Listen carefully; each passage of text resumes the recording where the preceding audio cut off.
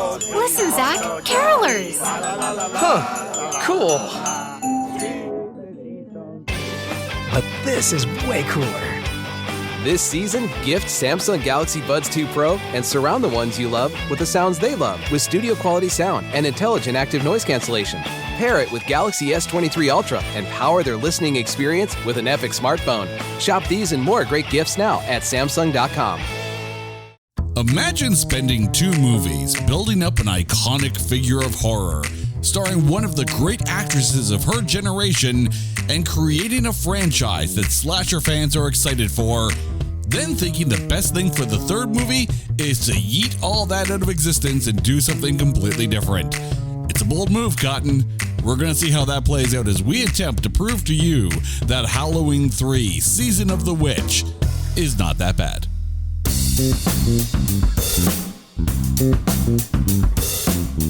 Welcome everyone to this edition of It's Not That Bad, the podcast that looks for A grades in B movies. Now, I find on this podcast, we find ourselves talking a lot about sequels because in general, the sequels usually suck in comparison to the original.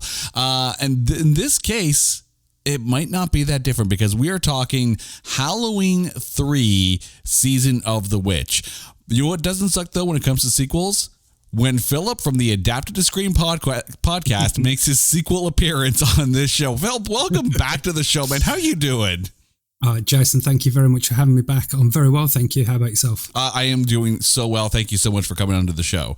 Now, when you were pitching this movie to me, I didn't even know that this one, like I knew we were at like Halloween 4, Halloween 5, and then like all the remakes and then the continuations. And then you're like, oh yeah, it hasn't got Michael Myers in it. I'm just like, I'm sorry, what?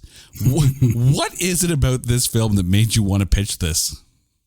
Well, I think because everyone just dogs on it, really. You know what I mean? Everyone, it's terrible. It's the worst. It's the worst one of the lot. It's a terrible film. But actually, no, it's not. It's not a terrible film at all. Actually, it's quite good. A quick one for you, Jason. What would you give this out of 10? Out of 10, okay, here's the thing. I have 2 minds of this here. If I'm grading this movie as the movie itself, I'm probably giving it about a 6 out of 10. But if I'm going into the theater expecting a Halloween film, I'm probably giving this a lower grade. And that's basically based on expectations of the title alone. I remember watching, full disclosure here, my best friend and I, Morgan, who has been on the show before, used to go to the video store and rent movies literally based on the title alone. There was one movie that we rented called Blood-Sucking Pharaohs in Pittsburgh. Oh my dear Lord. There was no pharaohs, no one sucked any blood, and I'm pretty darn skippy the film was filmed in Chicago. So I'm just putting it out there, that was a bait and switch. And I think as a Halloween fan, like if I'm going in looking for Michael Myers and I see Halloween 3 and I go in there like, oh, he's just on the screen in there. Kind of feels like a bait and switch, not going to lie. No, I mean, I think, to be fair, I think I'd be a bit enraged if I went and watched Nightmare on Elm Street Part 3 and there was no Freddy Krueger. Mm. And it's very similar to when I watch my second favourite TV programme of a weekend, Murder, She Wrote. And it's not actually Jessica Fletcher's just hosting the show. She goes, ooh, there's a story about a friend of mine in New York. And then the whole episode hasn't got Jessica Fletcher in. You're like, this is not Murder, She Wrote. This is just some random murder without Jessica Fletcher involved. But what I would say is to make this film, because the problem with this film is really good, right? It's really good, and we'll talk about that in a minute. But the problem is 2 words: Halloween 3. Oh, absolutely. Take that off the title, right? There's no Halloween 3. It's called Season of the Witch. This film gets put in the same bracket as films like Sleepaway Camp, Night of the Creeps, Night of the Comet, Chopping Mall. When people go, oh yeah, they were great films, they were.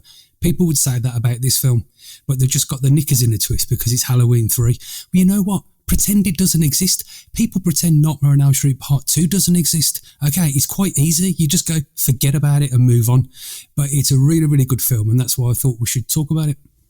It reminds me of, and I know this movie it definitely qualifies, and we'll probably be on the podcast somewhere down the road, American Psycho 2, which had really nothing to do with American Psycho. Like, it was like a spec script. And then to sell, they're like, oh yeah, well, this person may have been one of Patrick Bateman's victims that survived. And then like the story goes on to just be absolutely nothing about American Psycho. It's just like, oh, what are you doing? What are you doing? It's the same with I think Hellraiser 5, 6, and 8. I don't think any of those were Hellraiser films. They were films that were handed in. And they went, oh, I'll tell you what, we need to keep the rights to Hellraiser, add Pinhead in, and we'll just call it Hellraiser Inferno. Yeah. That's it. Let the movies stand on their own. But we're here to talk about Halloween 3, Season of the Witch. And before we do, we have to take this film and trailerize it. All right. Michael Myers. His mere name makes you tremble in terror. But fret not, because Mikey ain't here. In fact, no one you know is here. In Halloween 3, Season of the Witch. In what may be the biggest bait-and-switch movie title in movie history, watch a Halloween film with no Michael Myers, no Laurie Strode. There aren't even any witches. It's the cinematic equivalent of taking the wrong left in Albuquerque. It will make you feel lost, confused, and worst of all, leave you singing that damn song that will make you dread October 23rd, as it's 8 more days to Halloween. No One You Know stars in Halloween 3, Season of the Witch. Rated R for refund.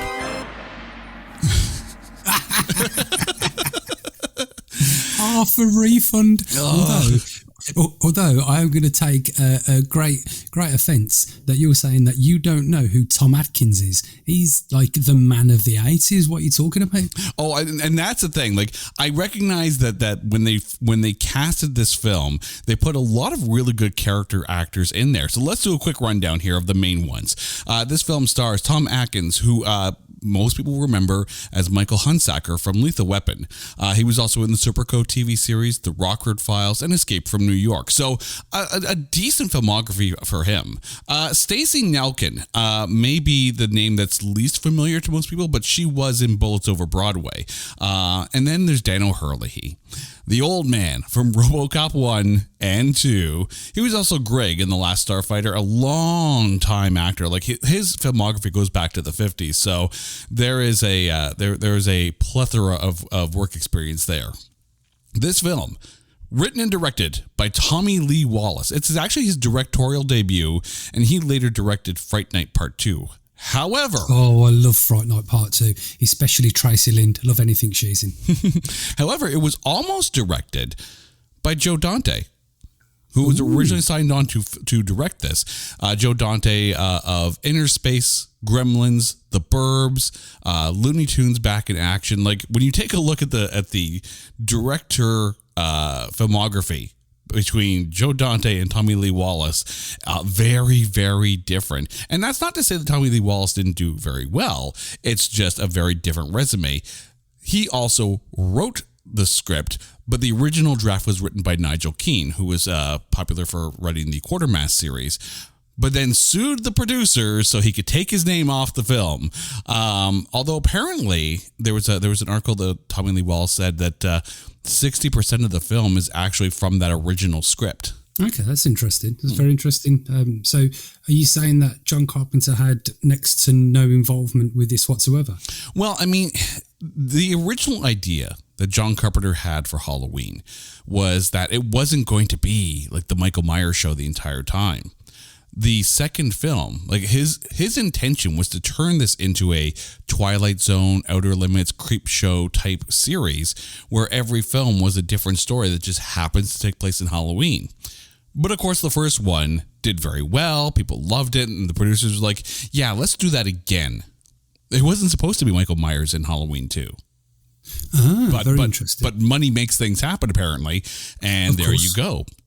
This was Carpenter's chance to actually make this the anthology series that he wanted it to be in the first place, which is why we have Season of the Witch. You see, in the days before you could just do that on TV and everyone would love it. It reminds me a little bit of, and I don't know if you remember this, the Friday the 13th TV series. No, I'm only really familiar with the Nightmare on Elm Street TV series, not the Friday. What was that about? It was exactly what I guess they wanted Halloween to be, in that it was an anthology series, but it had nothing to do with Jason. Friday the 13th was just kind of an overall blanket. Picture Creep Show without the crypt the Crypt Keeper. Oh, okay, right, fair enough. Now, if something does sound familiar, though, as you're watching this film, when Tom Atkins is on the phone and trying to get a hold of the operator, the voice sound a little familiar? It should, because it's Jamie Lee Curtis as the voice of the operator. This film didn't do too badly, though. According to IMDb, this film has a budget of $2.5 million, worldwide gross of $14 million. And when it debuted at number 2, only $300,000 behind the number 1 film that week in October 22nd, 1982. That film being First Blood. Oh, you know what? I watched that last night. It was so good. Yeah, it's such a brilliant film. I said to my 10-year-old daughter, I said, Connor, I think it's about time we watch something a bit better, an action drama. And we watched it, and it was brilliant yet again. It's always brilliant, Rambo. It's always brilliant. Another series where, yes, the sequels suck in comparison to the original.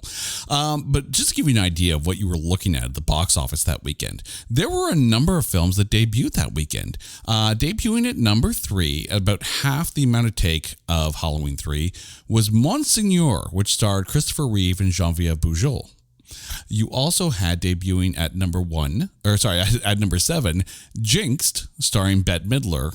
And then at number 10, you had a movie called The Sender. So, I mean, there were some decent movies that were coming out. I mean, also, that being said, at number 5, in its 20th week in the theaters.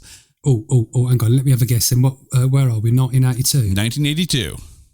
Ah, right. Is it going to be a Star Wars film? No, it is not. Go on then. It was actually E.T. the Extraterrestrial in its 20th week. Well, E.T. is in he is in Star Wars, isn't he? At some point, so in the Phantom Menace, yes, absolutely, he's in there. So he's in there. It's related. And while the box office did help this film, and I mean, clearly, if your budget's $2.5 million, you make 14 in 1982, you're doing pretty good. And this is an interesting one. Sorry, that was very. I was just thinking of the stat you give them. 6 months in the top 10? Yeah, for E.T. That is bonkers. Yeah, 6 months. Oh, absolutely. And that's. I don't even know if a movie could last 6 months in the theaters today. No. I mean, it's like you could probably have an album that kicks around, like, I don't know, the top 40 for 6 months or so, but it gets pulled. I mean, that stuff gets pulled nowadays. Yeah. You know what I mean? You have like a run of 3 weeks, 4 weeks. Yeah, before it ends up on streaming. You're never going to get a movie like The Gods Must Be Crazy that I think actually still holds the record and may always, from here on in, hold the record for longest consecutive streak of appearances in theaters. Gods Must Be Crazy. The Gods Must Be Crazy. I've never heard of it, actually. Oh my God, that is a classic. And the concept is very simple. Coke bottle falls from the sky. Yes, seen it. Yeah, seen absolutely. It. Yeah. Mm-hmm, yeah. This one. But continue to tell people who haven't heard of it. Give them the rundown. Oh, absolutely. A glass Coke bottle falls from the sky from an airplane, and basically is picked up by someone from a tribe who has no concept of civilization outside of their tribe. The entire movie, for the most part, is done in African click tongue, and for some reason, this film clicked. Pardon the pun, but it just stayed in theaters forever, and I think it's because there's no real spoken dialogue that is easily understandable to anyone who doesn't recognize African click tongue. But it's a film that transcends language, so everyone can understand it. It was really, really well done. It could never be done today, but it's definitely, because of the bottle will be plastic. But yeah, it's just this one Coke bottle, and how bringing it into the tribe actually sets off this series of, like, it's basically what happens when you bring the outside world into your insulated society. Crazy. Mm-hmm. Absolutely. Getting back to Halloween 3, though, this one was interesting. The Metascore on this is 50, which I can kind of see. When you go to Rotten Tomatoes, the critics were more forgiving than the audience in this. The tomatometer sits at 47%. The audience score, 27.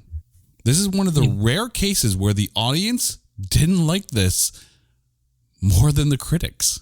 Yeah, well, I can understand why, because there was no Michael Myers and that's what they wanted, but the critics can see for what it is, a very good film. Mm-hmm. Oh, absolutely. So let's get to the breakdown of this, and we need to start with Dr. Daniel Chalice himself, Tom Atkins.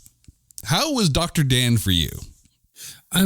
Well, I think Dr. Dan was just, well, Tom Atkins was just playing himself, wasn't he really? You know, if you watch Maniac Cop or you watch Night of the Creeps, he's the same person all the way through. What I didn't understand, excuse me, what I didn't understand was how can a very flawed middle-aged man with a moustache have so many women find him attractive? Yeah, I'm not going to lie. I mean, my wife was watching while we were, was watching along with me last night, and she's like, "Is he stupping everybody?" Because it kind of feels like he is. Yeah. The nurse, his ex-wife. I mean, the girl he meets for well, and we could talk about this in a bit, but for what he's known her for an hour. Yeah, 2 hours plus a car journey, and she's all over him. It's like, easy, Beryl. but it's like it's not even like it's almost like all of a sudden this is machismo in 1982. This apparently is what gets the girls. But there were times when I thought he was actually very, very good. And then there were times... I think he's good all the way through, though, to be honest. I mean, I think... Yeah, sorry, carry on.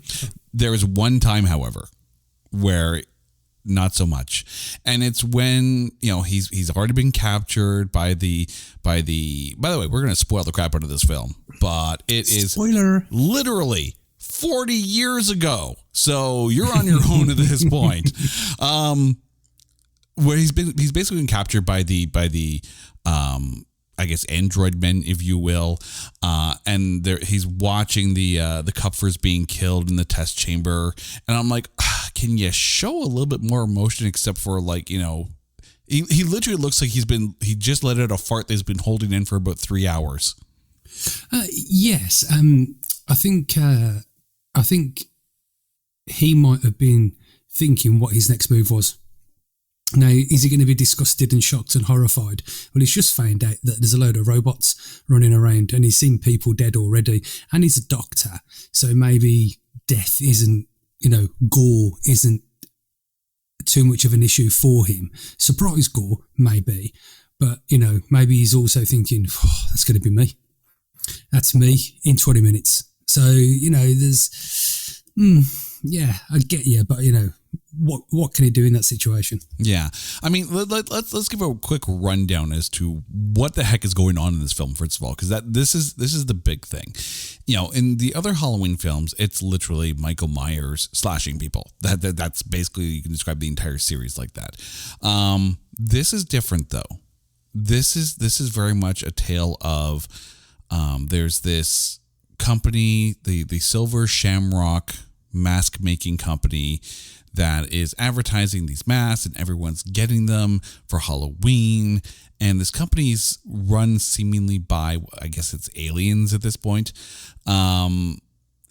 Irish sounding aliens, or. Well, I think in your trailer, you said there were no witches, and I think that's what he says at the end. Because he says our craft, and he goes witchcraft, and he's like, yes. So whether they're witches. From a time long ago, who then got into robot technology as a side hustle. Yeah, that's it.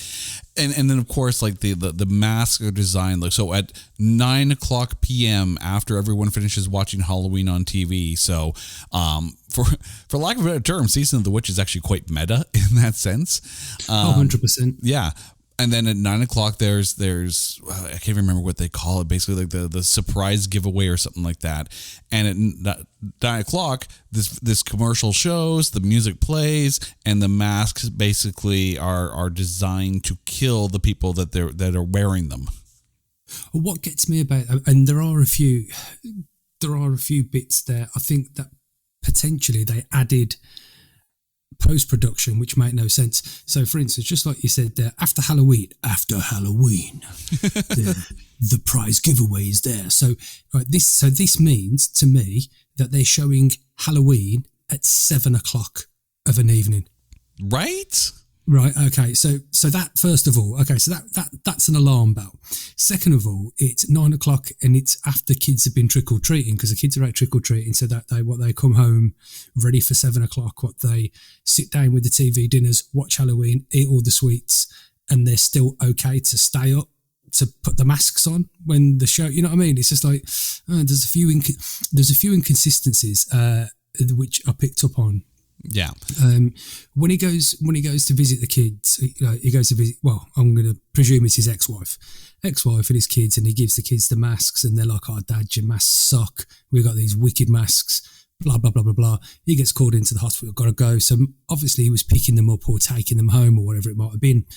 So then he phones, after all the drama in the hospital at the start, he phones his ex and says, "Oh, I can't pick up the kids. There's been a couple of deaths." You work in a hospital. Of course they're going to be deaths. Mm-hmm. Yeah. So they're always going to be deaths, mate. Right. And guess what? After they're dead, then you don't need to look after them anymore, do you? Right? Because you're the one who keeps them alive. Now they're dead. You can come pick up your kids. Stop messing about. Yeah, pretty much. Now it's the coroner's job, by the way. The coroner who you're stooping anyways, because there's an affair going on in there. All right. Who wouldn't? But then he made like the daughter of the dead chap finds him in the bar, and she goes, blah blah blah. I've done this research, this, that, the other. There's a bit of a gap here. He's like, okay, well, let's go then. And in the car on the way there, the voiceover in the car, because he's not phoning from a car clearly. He says, I can't pick. Remember that this was the Saturday night, and so this is Sunday morning. He phones her and goes, I can't have the kids Saturday. I've got to go to a function. I can't tell you the name of the hotel because I don't know where it is, blah, blah, blah, blah, blah. So he's planning on being away for a week. Then he says, yeah, I'll pick the kids up for trick-or-treating, which happens to be Wednesday. So how can you not have the kids the weekend because you're away, but you can pick them up? And I was like, this doesn't make sense. And maybe that's just me, and maybe I've misunderstood what was going on, but I wasn't drunk at the time, so I think they've done some ADR and completely messed up. Like they didn't need any of that. They just didn't need it. You definitely nailed that he is dealing with his ex-wife, and you can tell. I mean, you can't necessarily make out exactly always what she's saying, but you can tell the tone, and that tone says ex-wife, 8 days till Sunday, or 8 ways to Sunday kind of thing. So she's probably already known about the coroner, that he was probably stupping. He probably already knows that he's going off to be with some girl kind of thing. Like there's no fooling this girl already. You would think though, if a car explodes outside the hospital, all he has to say is, yeah, you might want to watch the news. That's why I'm staying. Like 100%. Yeah. Right. Would you? Yeah. Either put the news on and see the explosion outside the hospital, or do you want to speak to the officer in charge and he can confirm? I will say, at least there is some chemistry between Dan and Stacey Nelkin's Ellie, the daughter of the first guy who dies. Which, first things first, I have to laugh. The guy at the gas station brings the dad to the hospital, and then the things start to get weird, and he's like, "Yep, no, I'm out. Like, why don't people in horror films just walk away from the crazy?" That's all I'm going to say. Well, to be honest, I think the whole open of this was good. You know, you got a guy running in the dark. You've got the music. You know, the tensions there. You're like, what's going on? Okay, there's a guy running, and he runs into a scrapyard, and you know that's not going to be good. If you've seen Nightmare on Elm Street Part 3, you know the scrapyard's not good. Yeah, exactly. But then what I couldn't, because I think this was like the third time I've seen this film, I couldn't figure out why when the robot chap catches the bloke and he's strangling him, why does it take so long? And I'm thinking, like, do they have, like, are they human who have just got like maybe or impervious to pain, for instance, or you know, is one of them a robot? Is one of them super strength? Because like he was like strangling him for ages. Surely you would have just snapped his neck there and then. You're thinking, if you're a robot, see you later, mate. And okay, first things first. The first android death, where it's like gets crushed in between the two cars, very lightly, I must say. And it's like set up straight, like close their eyes. Okay, I'm dead now. It's like, how did this happen? but yes, Stacey Nelkin as Ellie. Here's where I have to give kudos, because whatever you may think of horror films and whatever you may think of the Halloween franchise itself, it has always kind of been one of those staples where, yes, you know, the whole last girl theory, right, stands strong against the serial killer. Laurie Strode is a very strong character. We totally get it. Jamie Lee Curtis does that character uber justice. I even liked Scout Taylor Compton in the Rob Zombie Halloween films. I thought she was great. Ellie here seems to be the one doing all the work. I'm just curious, why the hell does she need Dan in the first place? Well, she doesn't, for a start. Now, I think she approaches him just to kind of get an idea of what happened in the bar. Which is fine. Totally cool with that. That's her doing her detective work. And then, I don't know, maybe, well, this is the whole thing, you see, because clearly she fancies him immediately. She goes, ooh, fancy you, like every other woman. Why don't you come along with me? It's that mustache. Let's be honest. Maybe she sees him as maybe not a father figure. That's wrong. But maybe as a protector, so she can get a bit further. Maybe have a bit more courage, because you know things are better when you're in a pair, aren't they? Really. I will admit that there is, you know, safety in numbers kind of thing, but it just feels a little counter to what the Halloween franchise was able to do with Laurie Strode and create a strong female character. Ellie had the ability to be that. Stacey Nelkin definitely made Ellie a strong character, much more useful than Dan, but it just felt like it leaned too much on Dan, where Ellie was the more compelling character. Well, I think when I watched it this time round, I realised how fast it was. There was no messing about. There was no padding with backstory. There was no, oh no, I can't go. I've got work. Oh no, I'll meet you here in 3 days. It was, we need to go. Okay, let's do it. Get there, look in, grab the stuff, get there, have a fight, end of the film. And you were like, you know, it was very fast paced, so to speak. It wasn't a slow, drawn out 1 hour, 50 minutes. I think it was 1 hour, 31, something like that. Nice and quick. Done, dusted. Fully paced very well. I will agree on that one. Yeah, no messing about. Just get in there and get the story told, I think. And because I don't think it would have tolerated anything else, if you know what I mean. Now, I will say, for 3/4 of the film, or at least 7/8 of the film, Stacey Nelkin is wonderful in this. But then she gets caught by, you know, the Silver Shamrock guys, and then gets quote-unquote rescued by Dan, only to realize that, she's been changed into an automaton as well, and that's when it gets campy. Well, yes, because I've got this written down in my goose. Now, the question is has she been turned into a robot, or have they just put a likeness of her face on a robot? Because, let's face it, like, if you'd been turned into a robot, you are no longer you. Or at least if you've been given bionic arms, then there's still going to be blood. You know what I mean? It was like when he knocked her head off, it was a robot's body. It wasn't, she's not a cyborg. Have they just like done it because they can, just make a plaster cast of her face, mold some latex and pop it onto a robot, because all you need is a clothes and a mask. Yeah. And so where was she?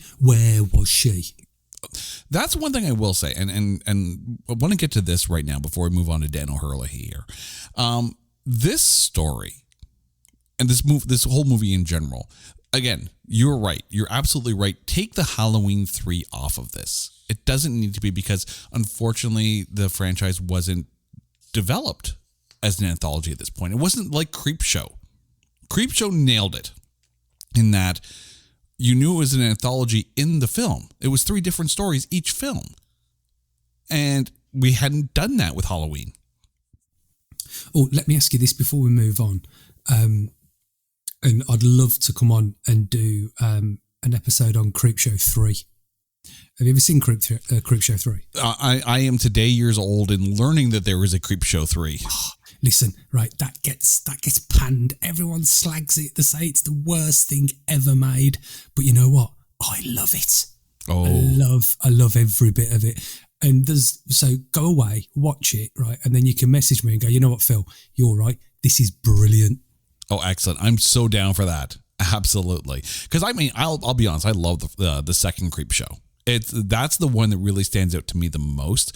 I'm also the most familiar with it because I remember it was on like the movie network when I was around that age. Was Creepshow 2 the blob? It was the raft. Yeah. I love. Yeah, that was. I think that came out. Oh, I don't know what year it came out, but we got satellite TV in like 1990, and that was one of the things I picked up on. I remember. So this is in England. When we got when satellite TV come to England, like late 89, early 90, we had Sky Movies, and they would show like Gymkhana, The Doors, and Creepshow 2 just on a loop, because I think that's the only things they actually had. It's brilliant. But I mean, here's the thing with this movie, and it's the one problem I kind of have with it, is that I get that the Silver Shamrock people are trying to kill off pretty much anyone who's wearing a mask at the time. But it's never really determined whether you have to be watching the commercial at the time, whether it's just a timer that it's 9 o'clock, what's with the locusts coming out of the mouths. Like, there's a lot that really isn't explained. Well, yes and no. So I think the idea of the promotion, if you remember earlier on, the promotion is 9 o'clock we're giving a giveaway. So everyone, which is basically children, all you kids get in front of the TV at 9 o'clock and you put your masks on, and we're going to kill all the kids. See, I mean, I know, okay, I'm just going to put this out there. Like, 1982, I'm not even 10 years old at this point. So I'm of trick-or-treating age at that point. I guarantee you at 9 o'clock at night, I am not in front of the TV. I am in bed, and my mother is sifting through the bag, going, "You can have this, you can't have this, you can have this, and you can't have this," kind of thing. Because that's what parents do once the treats come home. Like, they separate the ones who are like, "Okay, this seems safe for you. This is just candy in a bag that has no wrapper on it. There's no way you're touching this." But we've already established they're playing Halloween at 7 o'clock on the evening. Yeah, like, again, and that's the thing. Like, I mean, here in Canada, we have CRTC, the Canadian Radio and Telecommunications Commission, and they literally state that, you can't play a movie like Halloween on network television until it's like 10 o'clock at night or something like that. So, I mean, yeah, 7 p.m. and you're showing Halloween, it's like the TBS version where everything is fuddy-duddied out, and it is cut to the point where it's like, are you even showing what opening titles? It's Michael. End titles. That's about it. Well, it's crazy over here. Well, we've got something called the watershed. And 9 o'clock is the watershed. So basically anything before 9 o'clock, you kind of, maybe no swearing, maybe no violence. There's some soaps that might, have a bit of explosions and stuff like that. But after 9 o'clock, it's kind of a bit of a free-for-all. But it's quite funny. Like, let's just say, for instance, it's a Wednesday night and I'm flicking through the TV, and the one thing that always makes me laugh is, what's the Bond film with Blofeld in? Oh, jeez. It's not Skyfall. It's the one after. I'll be honest, me and Bond, like I don't really watch that many Bond films. The one with Batista in, the one with the Batista in. Anyway, it'll come to me later on. So there's a scene in that film where there's the big boardroom and Batista comes in and he pokes the guy's eyes out. If you know what I'm talking about. Mm-hmm. Okay, cool. And then Blofeld looks up and goes, "Cuckoo, James." And James grabs the bloke and he throws him off the balcony and he lands on the table. Well, during the week, you won't see any of that. They'll cut all those bits out. They'll cut out the eye gouging. Even after 9 o'clock, they'll cut out the eye gouging. They'll cut out the bloke's impact on the table. If it's shown on a weekend, they show everything. So it's really weird over here.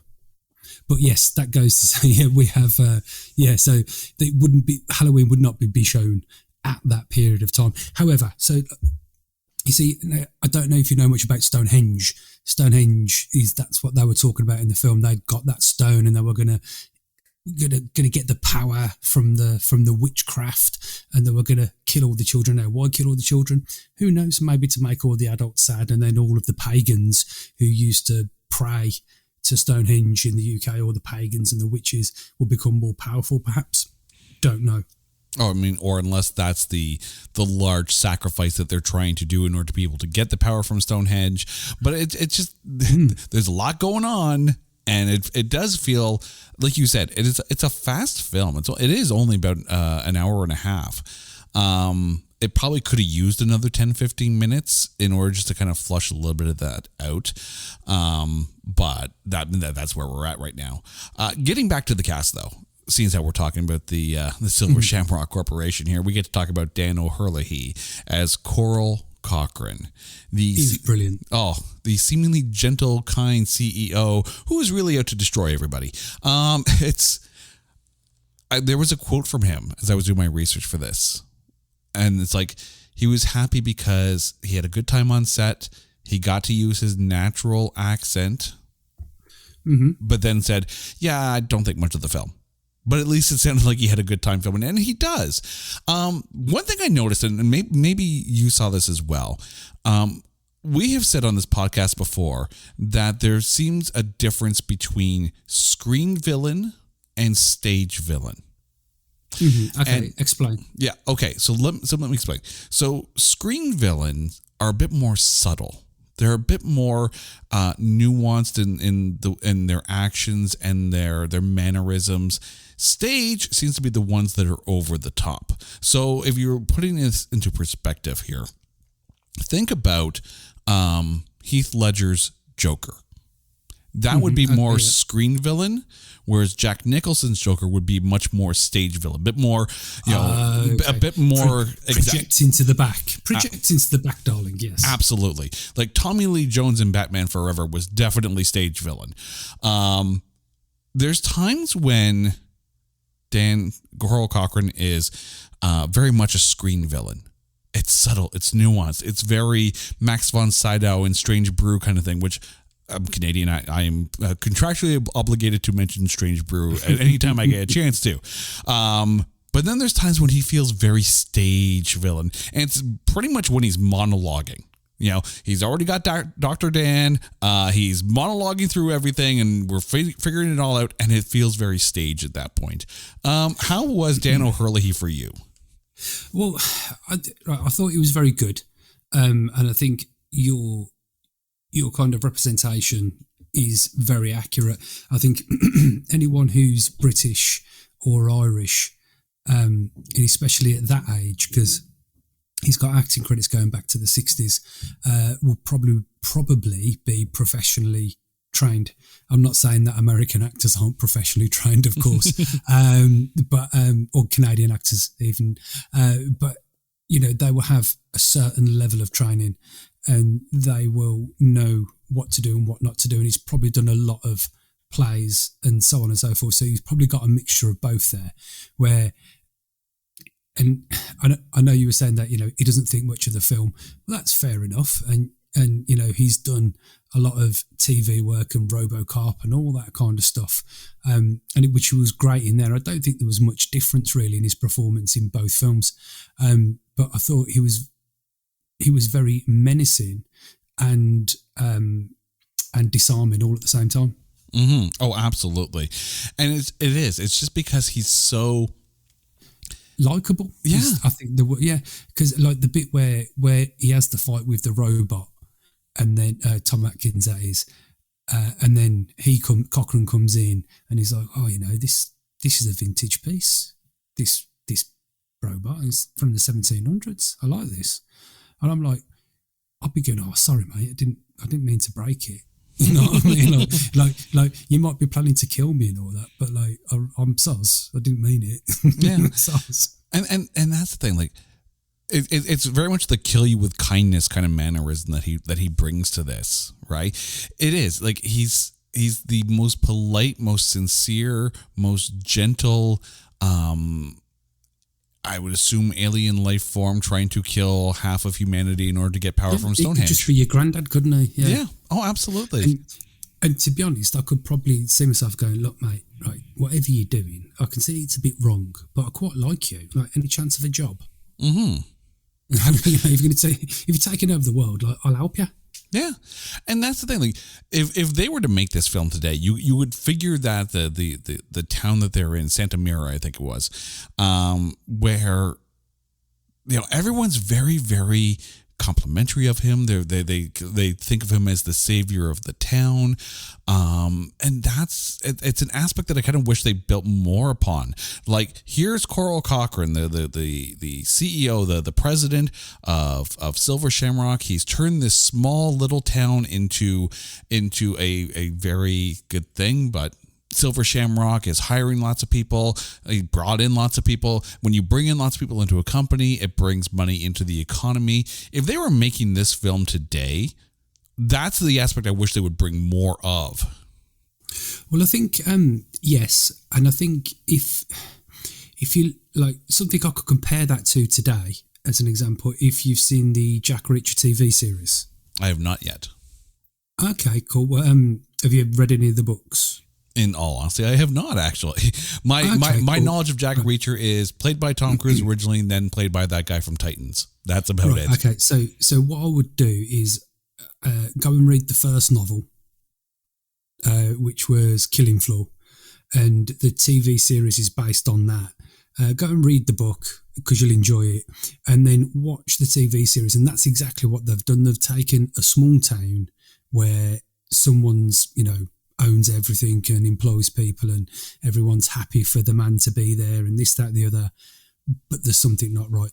Mm-hmm. And instead of just having that kind of, let's face it, 25 minutes of interaction throughout the film with that chap, they've made it into a 6-part series.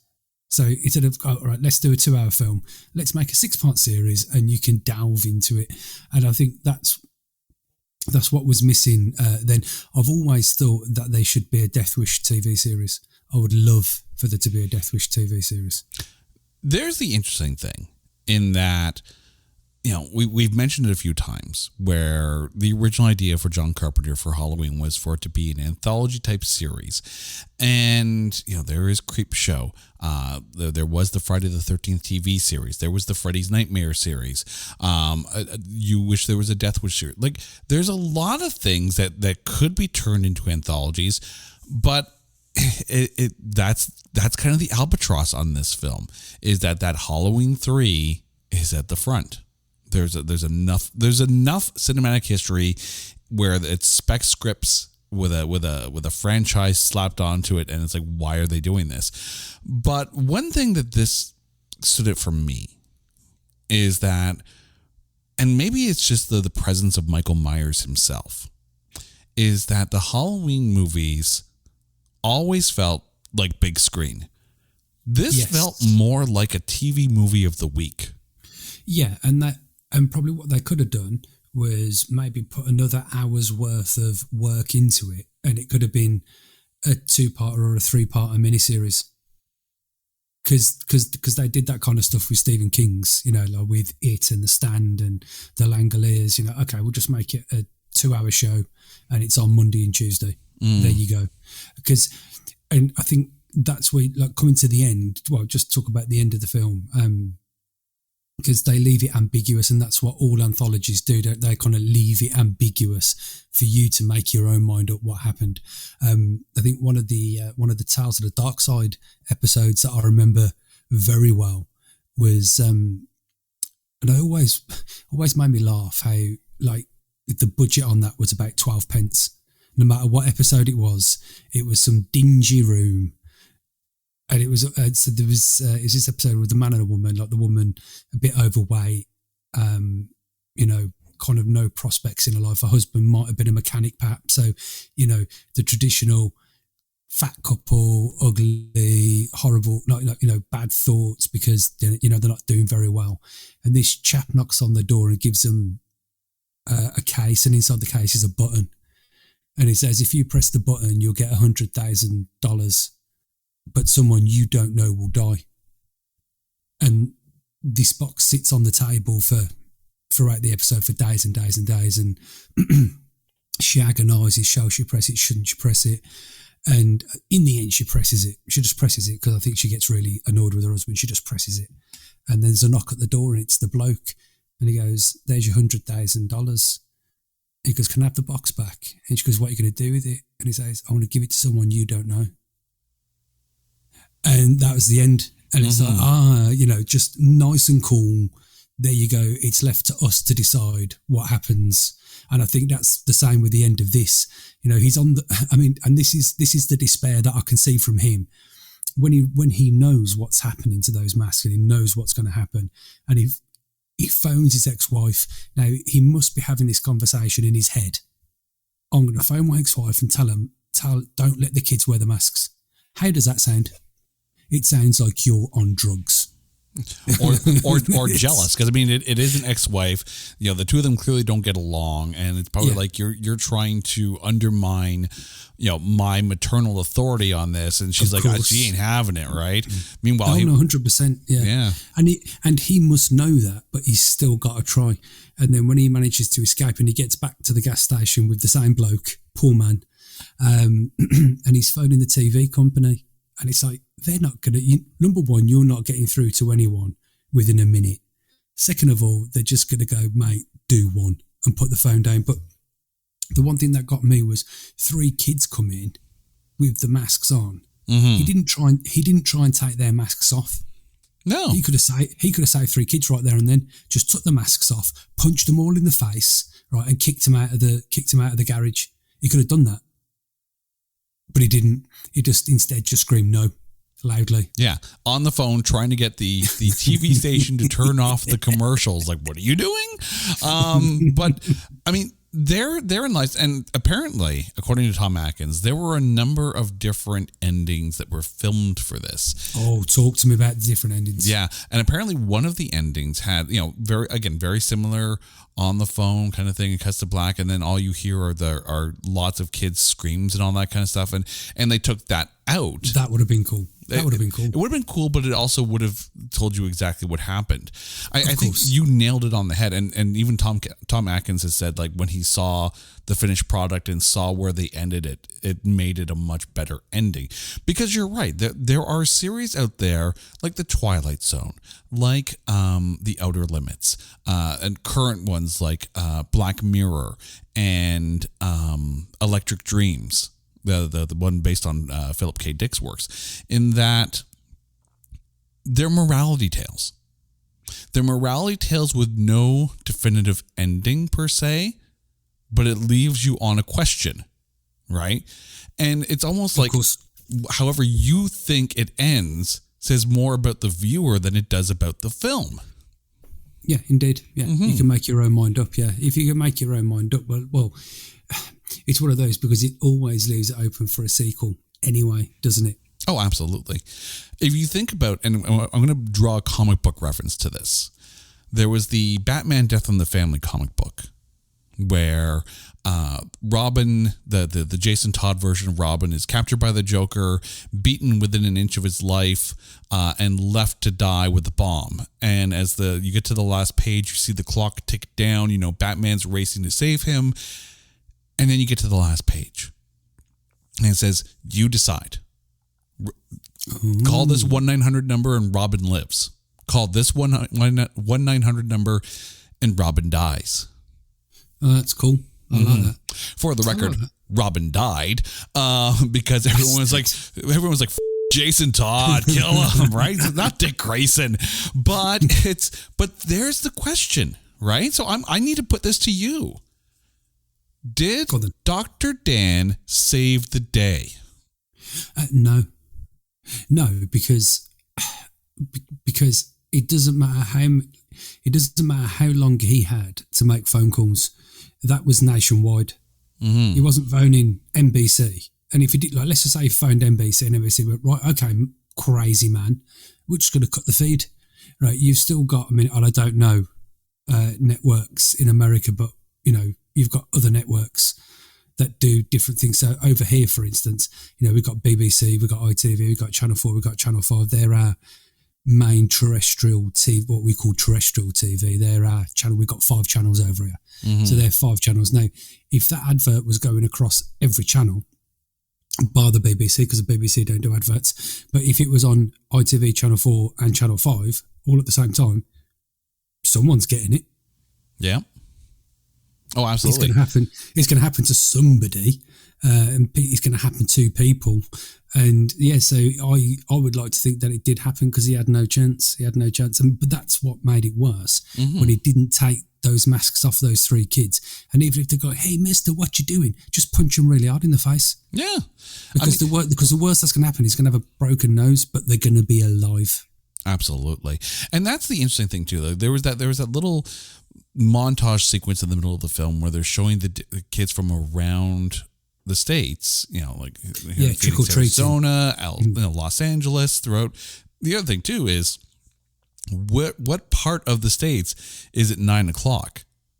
Because if it's 9 o'clock across everywhere, right? If it's 9 o'clock in LA, then you're talking midnight in New York, and ain't no kids in Manhattan at that age who were out trick-or-treating, wearing their mask and watching TV at midnight.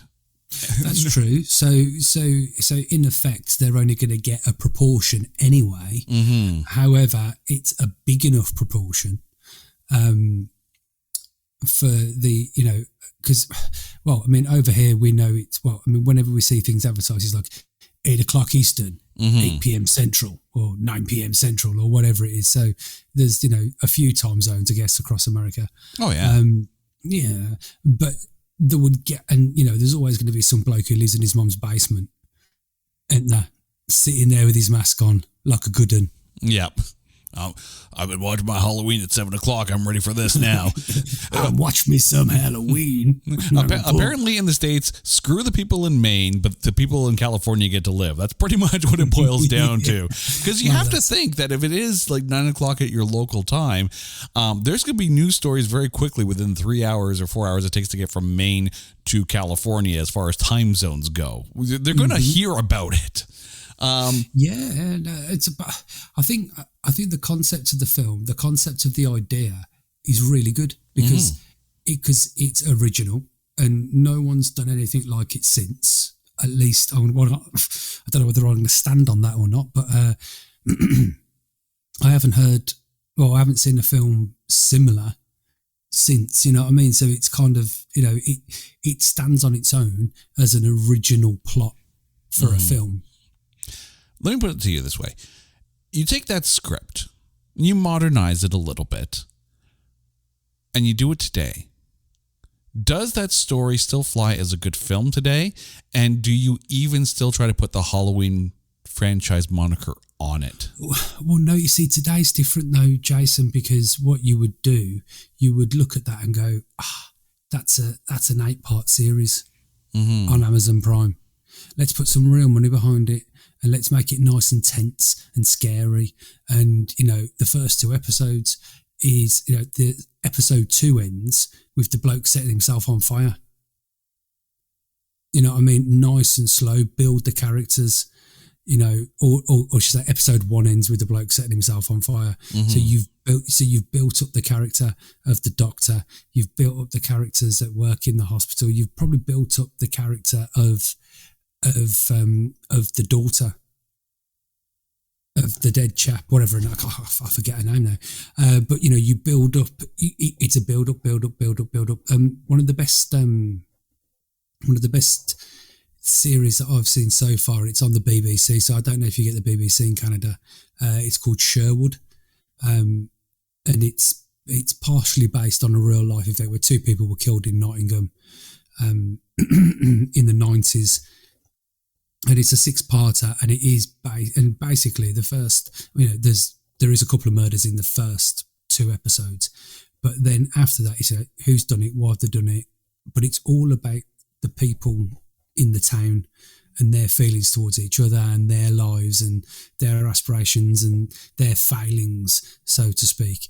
And so, it could be done now, but it would be done as a series because that's where all the money is. All the money's in TV now, whereas before all the money was in film. And like I said to you, if in 1982 all the money was in cinema, there was no money in TV. Oh, absolutely. And if you think about now, you've got the Shudder pay-per-view service there.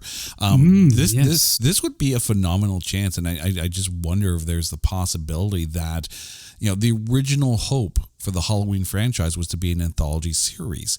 So is this something that Shudder could potentially pick up and carry the torch that John Carpenter originally wanted to light?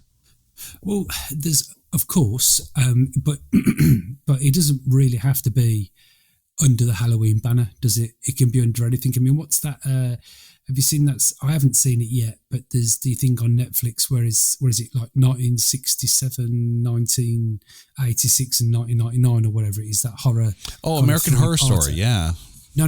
Well, is it American Horror Story? American Horror Story, yeah, because each season is kind of its own self-contained story. No. So the series itself is an anthology, but each season acts as its own contained story. Because yes, they did have American Horror Story like 1984, so they had a very slasher-centric theme. They had one that was set in a I think it was like a nunnery or an asylum or something like that. So I mean, American Horror Story could be a template for something that John Carpenter originally wanted to do, but Shudder's definitely the place for it, I think. Oh yeah, 100%. I was actually looking at a subscription to Shudder because I love my horror films, and I think it's only about £50 a year in this country. So I'm thinking how much worth I'll get out of it because the missus can only stand so much horror. You know what I watched? I watched Rambo, or First Blood. I watched First Blood with my daughter yesterday, but when she went to bed, I watched The Guest. Have you seen that before? I have not actually. Oh, it's so good. So good. It's got Dan Smith, who is it Legion? Mm-hmm. Yeah, so Dan Smith, he plays an army chap who visits the parents of his dead friend. Okay. And I'll leave it at that. It's brilliant. And halfway through, the missus went, "Is this meant to be a comedy? Because it's hilarious." And I was like, "Well, I don't know. I'm not quite sure if it's meant to be a comedy or not." But it's really good. Yeah, I'd definitely. It's a mix between like a slasher film and the Terminator. Okay, I can see that because when you think about the original Terminator, right? It wasn't the big action film that the following sequels became. The first Terminator film was very suspenseful. Oh, 100%. And I think you mentioned in your trailer about sequels, I would very much stand on the fact that the best sequel ever was Terminator 2. It wasn't until Terminator 2 that people went, sequels have to be good. Yeah. I mean, it is. I think definitely Terminator 2 Judgment Day is probably the template that people want to aim as far as raising the bar on your sequel goes. Absolutely. This one, it's different. And it should be judged on its own merit in comparison to the rest of the Halloween films. I just wonder if there's a chance, because I mean, let's be honest, Michael Myers still going strong, but this film could have another life. Now I know that in number 4 it was more centricated on the daughter or the little girl. Mm-hmm. Am I right in that? Was Michael Myers in number 4? Yes. So basically, so when this film hit the theaters and the critics pretty much, or at least the audience, seemed to not enjoy it as much because it didn't have Michael Myers. That's what they were expecting. They're like, okay, number 4, let's bring back Michael Myers. And that's kind of been the Halloween franchise from that point. It's morphed into something that John Carpenter didn't want it to be. But here we are. Because that little girl, it was Danielle. Is it Danielle? What's her face? Because she's been in loads of horror stuff, hasn't she? Yeah, because I think obviously, spoiler alert, but isn't she like kind of like she's the new killer type thing, and that was in not the latest Halloween film, but the one where she locks Michael Myers in the cellar and sets everything on fire. And as they're driving off, like the daughter's got the knife in hand. It's like, is that a callback to number 4? Yeah, I mean, she's been in a number of different films, including films like Burying the X, and she was in the the second Rob Zombie, Burying the X. Yeah, the second Rob Zombie directed Halloween sequel. So yeah, there's a lot, and she was in the first Rob Zombie one as well, which I think Rob Zombie did a very good job in revitalizing that franchise. But yeah, and she was in Halloween 4. This, of course, being Danielle Harris, who we're talking about here. Danielle. So yeah, I knew it was Danielle. She was also in a Creepshow miniseries as well. But she was also in, and I had to point this out, Don't Tell Mom the Babysitter's Dead. Oh, I love it. It was Christina Applegate. Yes, is that the one? Such a good film. Such a fun film. Oh, and she was in the Hatchet. She was the Hatchet series chick as well, weren't she? Yeah, and she was in Victor Crawley. So yeah, she's in that pantheon now of modern horror films, and she's again, probably a star on a service like Shudder. Like that's 100%. That's the thing. Let me ask you this question though: which is better, My Boyfriend's Back or Burying the X? Ooh, I'd have to go with Burying the X, actually. Mate, like me and you are going to fall out because My Boyfriend's Back is my number 1 favourite film of all time. Oh, really? I absolutely love it. I love it. I love it for everything it stands for. It's so good. And I can't, like if someone's going to come with a bit of hate, they're going to have to come with real hate because it's fantastic. It's the best film. No, it's not the best film. Terminator 2 is the best film ever made. My Boyfriend's Back, my favourite film of all time, hands down. The amount of Oscar winners in that film is ridiculous. Okay, let's put this out there now. Halloween 3, Season of the Witch. Who is your MVP? You know what I'm going to say? That mad drunk bloke. Oh, that mad drunk bloke, because he's managed, right? Because, and this is what I want to bring up about this mad drunk bloke. So he's clearly a mad drunk bloke who lives there, right? And this is what you mentioned earlier on about, he's brought prosperity to the town, this, that, the other. This bloke clearly hates him, right? Because he can't get a job because he's brought out-of-towners. So the shop's still selling booze. He still lives somewhere. They still let him live there, but he goes around bad-mouthing them all the time to strangers left, right and centre. And then he gets captured. I don't care. Cochrane can hear me. Oh no, please don't hurt me. I love him. I will say, I considered Dan O'Herlihy for this. I did, because again, just a charming personality, but I couldn't do it because Stacey Nelkin as Ellie, for me, was the strongest character in this film. Like Dan, she was, absolutely, she was very good. Dr. Dan and his sexy mustache, kind of useless in the grand scheme of things. Ellie could have done this by herself, and I think it would have made more sense to go down. And that's the other thing too, when you think about it, right? This didn't play out like your typical horror slasher film where you have a final girl. Like she was perfect material for like final girl material, but it went a different way. Like there's so many curveballs. Okay, so let me put this to you then. So the chap dies in the hospital. Mm-hmm. Ellie turns up. The cops go, "Oh, we need to ask you a few questions." She's like, "Yeah, ask me some questions." They're like, "What's going on?" And she's like, "I don't know." "What's going on?" "I don't know." And then she goes back, and then you follow her doing a bit of research, phoning round, and she's like, "Yeah, this is the gap of a day, and he was here. I'm going to check it out."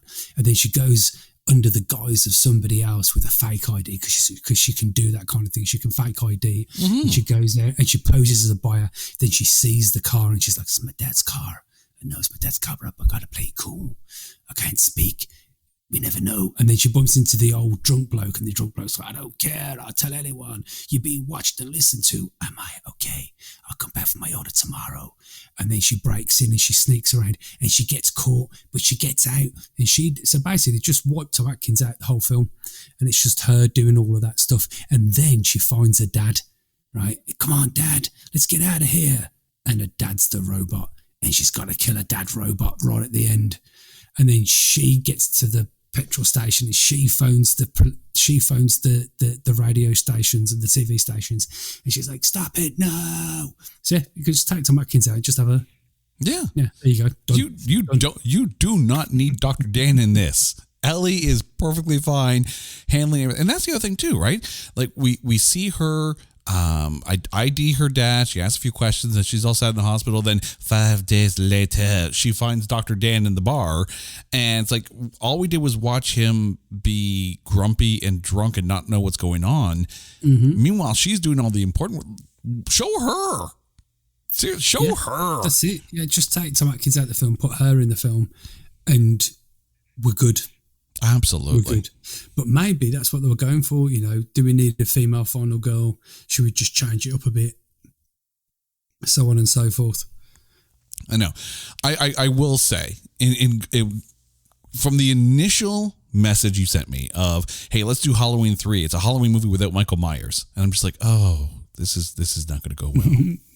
I will say that having watched this, having listening to this discussion, I see the appreciation that people have for this film now, because this is one of those films that has done, much better in hindsight than upon initial release. Like people, 100%. Yeah, people are saying like, you know what? Maybe we were a little too harsh on this film. I will say, like the audience score. If you're looking for Michael Myers, stop. Just stop. But if you're looking for a decent, more morally ambiguous ending of a film, it's a good film. It's a really good film. And it's completely different to anything that you would see. Have you seen Ready or Not? I have not. If you want to talk about modern slashers, it's completely different to it. Have you seen You're Next? I've only seen like small bits and pieces. Okay, cool. Well, Ready or Not and You're Next, not similar at all, but kind of similar in the genre, so to speak. But Ready or Not is a brilliant film, and it's completely different to anything you see. And I think that's what's good about this film. It's completely different to anything that you've ever saw and ever likely to see. Okay. Because it involves witchcraft, it involves magic, it involves suspending your disbelief, because that's what films are all about, aren't they, really? Mm-hmm. Absolutely. Okay, so let me put this to you this way. So to anyone who is, maybe hasn't listened to this episode of the podcast yet, and you're trying to sell them on watching this film, how would you sell Halloween 3 to someone? Okay, mad witch decides to kill all the children in America, and only one drunk, toshed doctor can stop him. I kind of like it. Like it. and I have to say, and this is the interesting part too. So, and this kind of goes right down your alley, is that after this film came out, they released, as they often do, the novelization of the film. Ooh, because some people might not know who I am. Absolutely, right? Yes. The thing is, the novelization of the film is actually lauded as maybe better than the film itself, which, let's be honest, the book is usually better, but it's usually not the other way around, where the movie comes out, then the novelization comes out. And it's like, oh, hey, this is, honestly, first of all, the writer who wrote it under a nom de plume. Ooh. And release it, because I guess it's one of those things where it's like, yeah, I'm just gonna, write this off and, make a paycheck. And it did very, very well. So I'd be curious to read the novelization of Halloween 3 and see how it stacks up to what ended up on the screen. Yeah, that's interesting. I think we've tried to avoid, well, for those of you who don't know, I've got a podcast called Adapted to Screen where we watch or we read a book and then we watch the adapted version. I think we try to stay away from novelizations because there might be some differences, but really it's the same story, if you know what I mean. Mm-hmm. Whereas if like our last episode was The Firm, so we read the book and then we watch the film and talk about the differences because there are going to be differences. Whereas I think a novelization of a film, yes, there will be differences, but it's only based on that story. Does that make any sense? Because it doesn't when I say it out loud. Mm-hmm.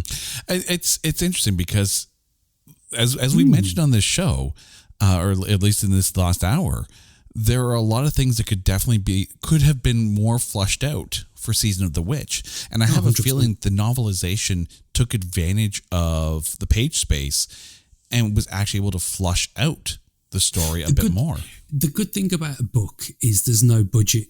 Well, maybe your ink, but Well, yeah, but like you can do anything in a book. You know what I mean? There's zero budget. How are we gonna make every child's head explode? Yeah, we just don't show it. Right, okay. Whereas in a book, you can detail every child's head being exploded. You know what I mean? So it's actually it's good. That's very interesting. There's something we can do. We're doing something together though, aren't we? Soon. Oh, very much so. I'm looking forward to that. Baby. Yeah. Well, we've got on recording our next episode on Wednesday. We are doing The Running Man. Oh, I love that movie. Love that movie so much. Have you read the book? I have not actually. So we're not going to be comparing the differences. We're just going to be doing a book review because the only similarity is that the hero is called Ben Richards. Oh, geez.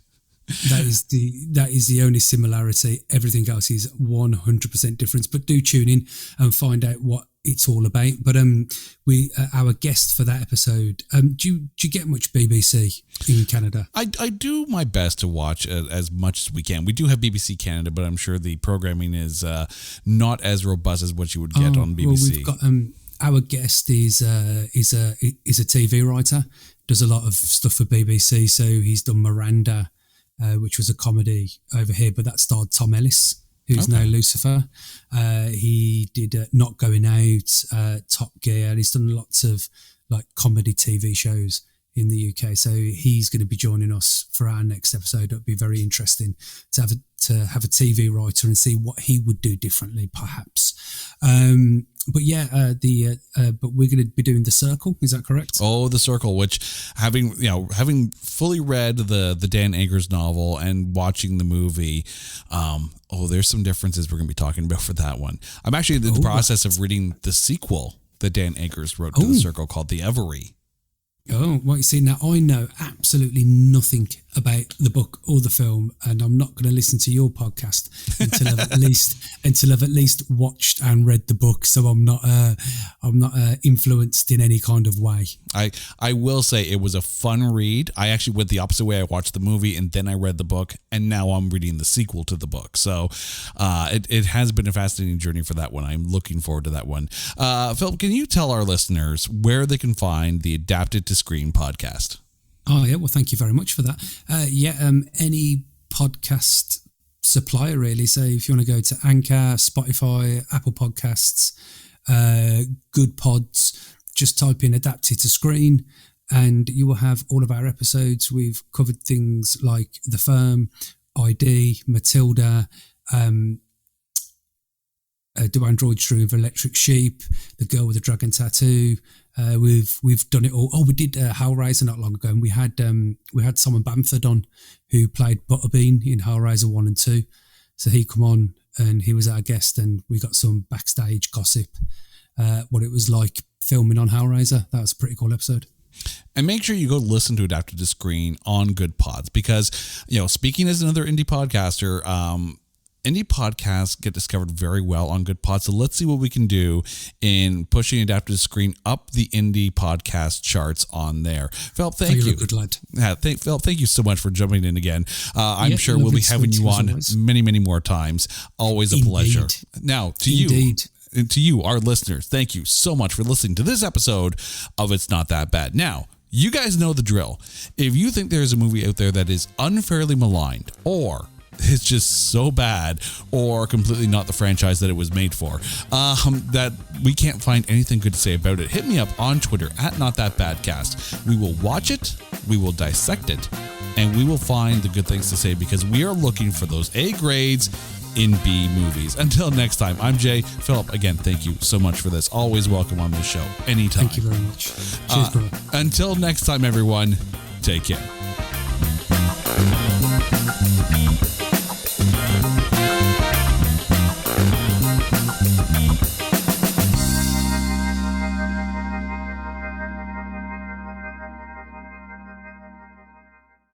Hey folks, Stefan Shirazi and Renee Richardson here from the Metallica Report. And we are proud members of the Pantheon podcast family, where the best of music and podcasts unite. We've got something pretty cool for you.